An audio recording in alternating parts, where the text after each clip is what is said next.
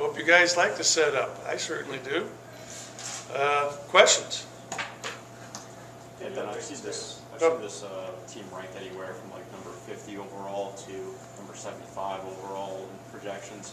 What do you think is a reasonable way to look at this team going into this year? You know what? I never get caught up in the early season predictions. I really don't. Anything's possible. You know, my biggest thing is us staying healthy. I talked about that when we had, you know, we have 11 players on scholarship. One of them's out right now. He's a pretty important guy, and that's Abdul. And so we need to get Abdul back. He's been out now 2 weeks today. He actually ran yesterday on it at full speed for the first time since injuring it, and I'm hoping he'll be back. I'm saying that you know, our first game is now in 10 days. There's a chance he won't play in that first game. We're going to be very conservative with this. A quad, way up here by his hip flexor, or something that we don't want to have a re-aggravation of down the road once he does come back. So we're going to be very conservative. We'll see. In terms of where they're going to pick us, and I just want to say hi to Jim. It's good to see you. I don't know what you're doing here, but I'm glad to see you. It's, you know, we're just very excited about the coming season, and looking forward to putting our best foot forward each and every night. And our next opportunity to do that in front of fans is Thursday night against West Florida. Next question. Raise your hand, that way I can just make it easy. What did you kind of take away from the close scrimmage and what's got to happen going into the exhibition game? What are the main things you're looking at? The number one, Texas Tech is really good. They started 5 seniors. One of them's a 5th-year senior. They had 2 4th-year juniors, and they were very, very good. I was very impressed with them. Their coach, Coach Beard, does a great job. I thought our defense has really improved a lot. Where we're really struggling out is offensively. And when you're asking the question, we've got to get better offensively. And that's going to be, you know, taking shot selection is so important. Our shot selection has been youthful in terms of not understanding the patience it takes, making that extra pass. And that's something that we're studying on film with the guys, and they're learning, and they're buying in. I mean, they're good about it. And so hopefully we'll see that in what we do in terms of our play. Talk about needing to improve on offense. What do you want what do you envision the offense about the other team being this year? Well, you know, we want to push it each and every time we get it and try to take advantages of numbers and take advantage of you know, us being quick. We want to create offense with our defense and try to create some turnovers and be solid defensively, but you know, get some stuff out of our defense, creating offense. And then if we don't have good shots early on, we've got to be patient. We've got to work. We've got to become better screeners. Like our screening, when you go back to the Nebraska game and you looked at, we break down and grade every screen. It's kind of like grading blocks in football. You're grading screens. Our grade of screens, the best one of our 4s and 5s was 5 for 18. That was the best. So we got to become better screeners, better receivers of screens. Sometimes if a guy's coming too fast and he's not waiting on the screen and not slowing down, it doesn't allow the screener to get set. And it is a point of emphasis for the officials, the screening. I mean, it's very tiresome, but it's, you know, the same old, same old. I mean, they want offense. It's so funny that college basketball, the whole emphasis of the rule changes. Everything is being to increase offense. But now they're trying to tell you that you can only be, you know, this wide on your foot. You can't get out any wider. So I'm joking with the officials. Pretty soon they're going to be governing, well, how wide can we get in our defensive stance? You know? But, you know, bottom line is screening is really important. And just the ability to create for others, make the extra pass. You know, like, for example, in our scrimmage game on Saturday, we had 2 players that had assists. No one else on the team but 2 guys, Lamar and Q, had an assist the whole day. That's not good. Their team, for example, had 9 guys that had an assist. So again, it comes down to passing, reading, making plays for others. All right, go ahead. You can go. We're all here. You guys can hear back there, right? We need to use the mic. Oh, we do need to use the mic. It's on the network. Okay. With the Dew's injury, and if you take him out of that first game, if he doesn't play, is that just because of the gap between game 1 and game 2, or is there more of a concern for you going forward with him missing time? I just think it's smart in researching this and talking with our trainer, Ryan Dotson, to really be smart about him. Sometimes this can be a month-long thing. What we don't want, again, to be really clear, is to bring him back too early, aggravate it, and be right back to where we were 2 weeks ago today. So we're going to be very conservative and very smart with it. It's not an ACL. It's not anything I got operated on. It's a muscle. And we've got to do a really good job. What's interesting is that Abdul had issues during our conditioning, cramping. And so we've done a lot of research on getting him Gatorade Lights, which are these tablets that you take an hour before, 2 hours before, that are helping hydrate, but also helping with sodium and all these extra nutrients to make it so that he won't cramp, so that he won't have. He's by far in the best conditioning of our bigs. It's not even close. The fastest, always makes the time.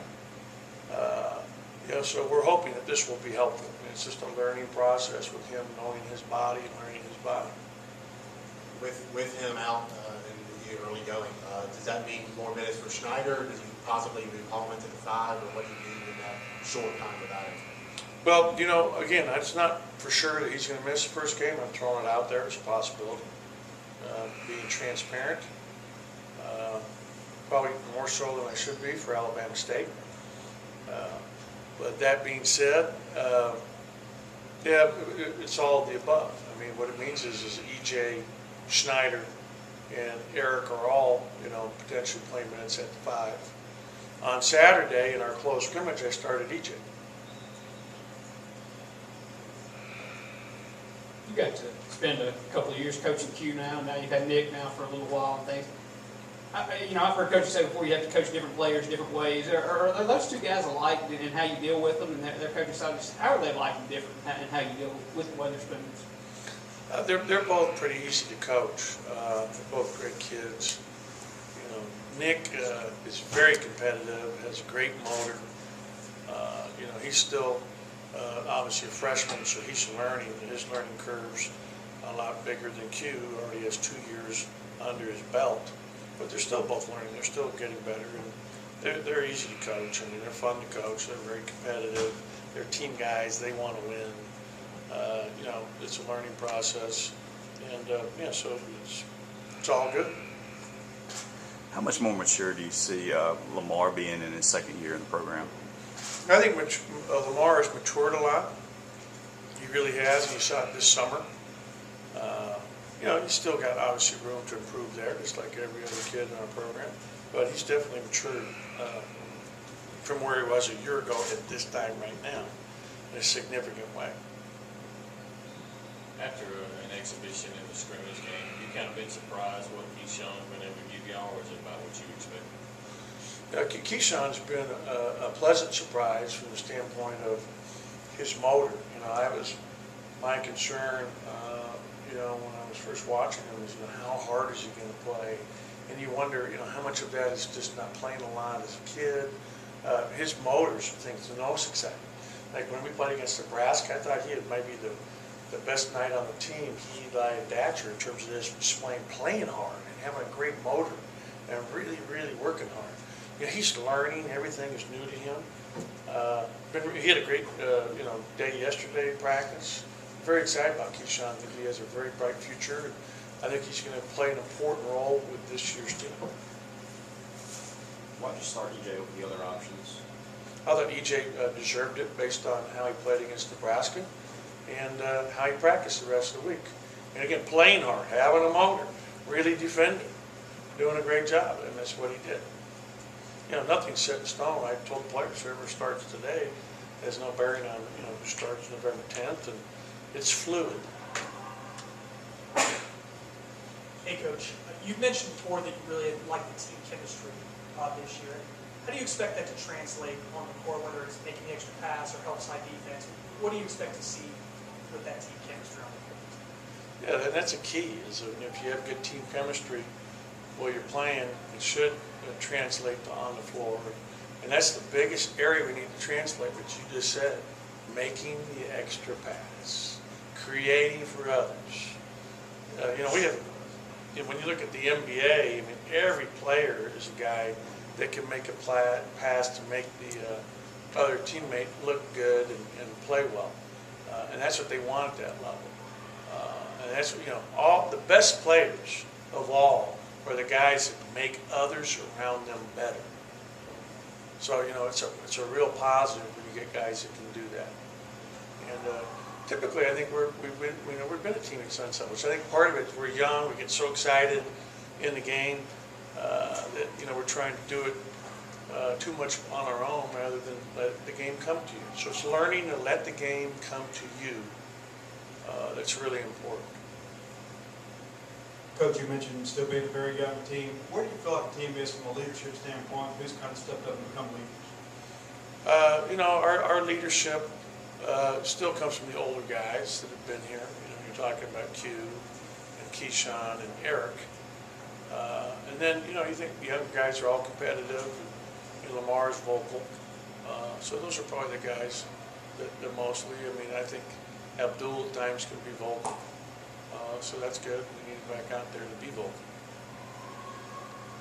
Got time for one more question? Brian? As a coach, when you're watching your team practice or watching them in games, is there something that when you see them doing this, you know that you have a good team that's ready to compete for championships? You're diving on the floor, taking charges, blocking out, all the fundamental things. That's what's great. I have time for two more, right? They came all this way.